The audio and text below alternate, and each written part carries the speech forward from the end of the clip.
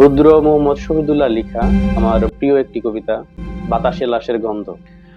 আজও আমি বাতাসে লাশের গন্ধ পাই, আজও আমি মাটিতে মৃত্যুর নগ্ন নৃত্য দেখি, ধর্ষিতার কাতর চিৎকার শুনি, আজও আমি ত্রন্দার ভেতরে।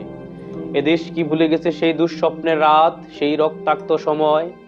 বাতাসে লাশের গন্ধ ভাসে, মাটিতে লেগে আছে রক্তের দাগ। এই রক্ত মাখা মাটির ললাট ছুঁয়ে একদিন যারা বুক বেঁধেছিল, জীর্ণ জীবনের পুজে তারা খুঁজে নেয় নিষিদ্ধ আধার। আজ তারা আলোহীন খাঁচা ভালোবেসে জেগে থাকে রাত্রির গুহায়। এ যেন নষ্ট জন্মের লজ্জায় আড়ষ্ট কুমারী জননী।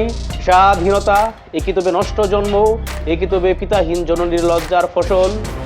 জাতির পতাকা আজ খামছে ধরেছে সেই পুরনো সবুজ, জাতির পতাকা আজ খামছে ধরেছে সেই পুরনো সবুজ, জাতির পতাকা আজ খামছে ধরেছে সেই পুরনো সবুজ।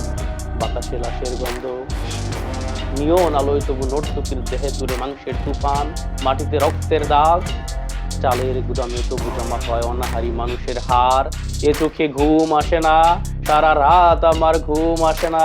ত্রন্দার ভেতরে আমি শুনি ধর্ষিতার করুণ চিৎকার, নদীতে পানার মতো ভেসে থাকা মানুষের পচা লাশ, মুন্ডহীন বালিকার কুকুরে খাওয়া বিভৎস শরীর এসে উঠে চোখের ভেতরে।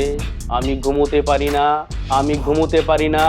রক্তের কাফনে মোরা, কুকুরে খেয়েছে যারে, শকুনে খেয়েছে যারে। সে আমার ভাই, সে আমার মা, সে আমার প্রিয়তম পিতা। স্বাধীনতা সে আমার স্বজন হারিয়ে পাওয়া একমাত্র স্বজন। স্বাধীনতা সে আমার প্রিয় মানুষের রক্তে কেনা অমূল্য ফসল। ধর্ষিতা বোনের শাড়ি, ওই আমার রক্তাক্ত জাতির পতাকা।